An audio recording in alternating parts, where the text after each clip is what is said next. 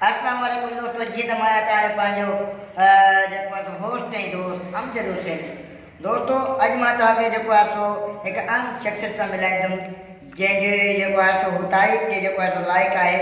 तव्हां हुनजी तारीफ़ कंदो त चवंदो भाई वाह क्या बात है, ज़बरदस्त पर्सनैलिटी ऐं जेको आहे सो हुनजी जेतिरी ॻाल्हि कयूं उहा घटि आहे।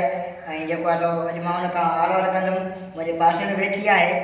अस्सलाम वालेकुम मासी कचरा, ख़ुशि आहियो? तबियत ठीकु आहे? बच्चा ॿार सभु ख़ुशि अथव?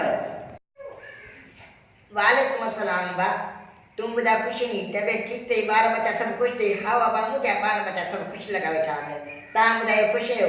तबियत ठीकु लॻी पई आहे? हिकु भला तव्हांजी कामयाबी जा चर्चा आहिनि, तव्हांजी कामयाबी जो छा राज़ आहे इहो त ॿुधायो असांखे। कहिड़ो तो राज़ पुछी? नहीं बसि माण्हू मूंसां मोहबतड़ी कनि था, प्यारो कनि था, ज़ाहिरी ॻाल्हि आहे। बसि वेठी आहियां हिते, वरी कंहिं महिल पाड़े वारी ईंदियूं त उन्हनि खे ॿ चारि शेरा ॿुधाईंदी आहियां। बसि पोइ वरी रोज़ी वोज़ी करे ईंदी आहियां।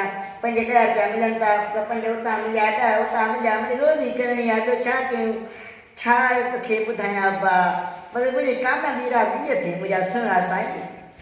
मां जेके चवां तव्हांजो जेको आहे सो गुज़ार सफ़र कीअं थिए थो, ज़ाहिरी ॻाल्हि आहे अहिड़ो जेको आहे सो दौर आहे। तव्हां कीअं था अहिड़ी ज़िंदगी खे गुज़ारियो, कीअं तव्हांजो गुज़ार सफ़र थिए थो?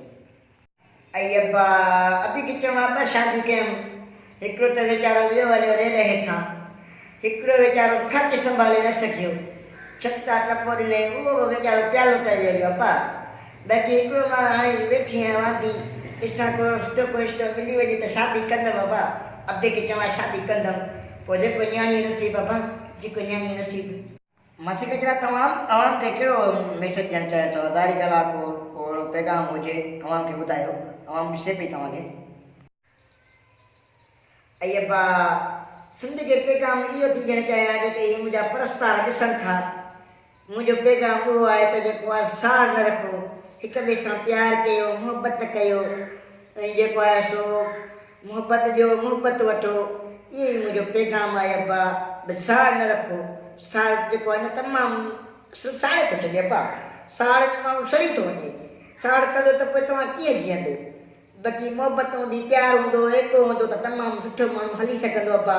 अॿे खे चवां थोरो माना सम्झी सघो था न, सो मुंहिंजो पैगाम इहो आहे अब्बा। दोस्तों उमेद कयां थो बिल्कुलु तव्हांखे जेको आहे सो मासी कचरा सां मिली करे ॾाढी ख़ुशी थी हूंदी।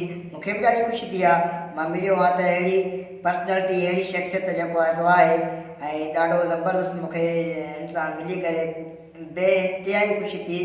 ऐं वधीक मालूमात जे लाइ मुंहिंजो यूट्यूब चैनल सब्सक्राइब कंदा अमजद हुसैन के ताकी जीअं तव्हांजे लाइ मां सुठियूं वीडियो आणे सघां।